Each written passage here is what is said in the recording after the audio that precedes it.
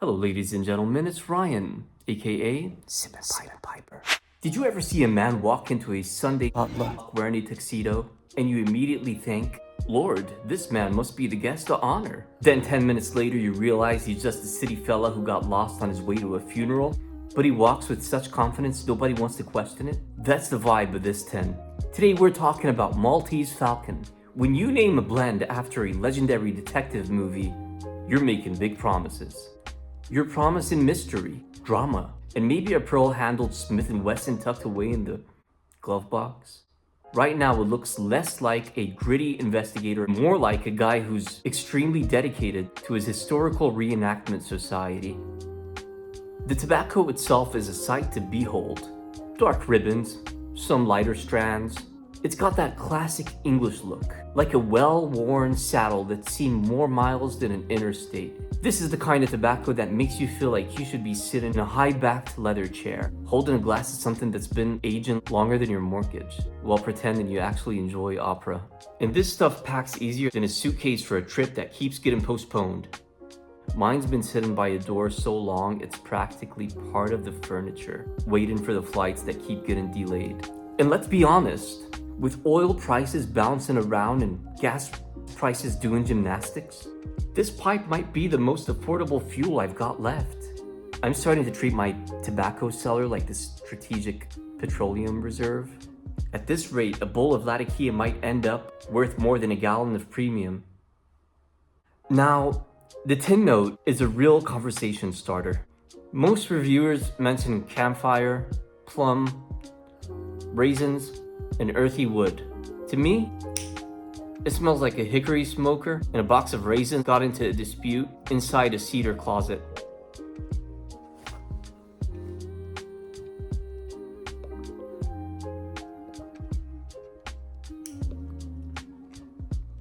It's old world, like a courthouse from the 1940s, where the air conditioning hasn't worked since the Truman administration. If a Sunday barbecue and a library got married, this is what the wedding cake would smell like. First Light is smoother than a greased pig at the county fair. So the Latakia doesn't kick the door down like a tax collector. It walks in smoothly like a southern neighbor bringing in your favorite dessert. Evening, sugar.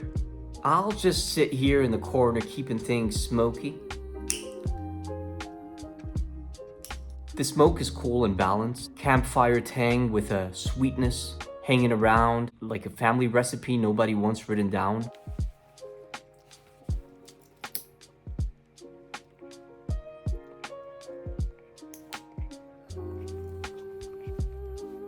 So halfway through the bowl, the Orientals start to pick up. They bring the spice. The Virginia stays sweet and steady, and the Latakia stays grounded like the bass player in a band who hasn't moved since the first set started.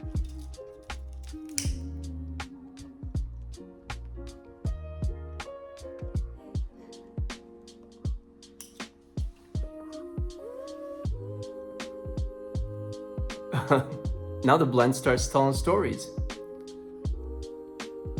It's like an uncle at a family reunion. You don't mind the rambling because the story's actually getting interesting. Mid-bowl is where the blend stops being a fancy import and starts convincing you your truck transmission is fine for another year. So let's be honest about the room note. Pipe smokers will say, oh yes, the scent of tradition. Your wife might say, did you leave the cast iron skillet on the burner for 3 hours? To the general public, you don't smell like a sophisticated detective, unfortunately. To you, it's heritage. To everyone else, it's a historical landmark being burnt down in July. In the world of GLPs, there are some heavy hitters. Quiet Nights, for example, is like a tenured professor. So is Horizons. Maltese Falcon feels more like the charming local sheriff who knows exactly which bridge is out, but isn't in a hurry to fix it. It's reliable, good company, but it isn't the most complicated mystery in the county. No, it's more of a comfortable porch read. It might not win the blue ribbon at the state fair, but it's definitely the guy you want holding the flashlight when you hear a noise in the barn. Maltese Falcon is like a black and white movie in a color TV world. No explosions, no CGI, just atmosphere. It's a gentleman in a trench coat with a decent story to tell. Is it legendary?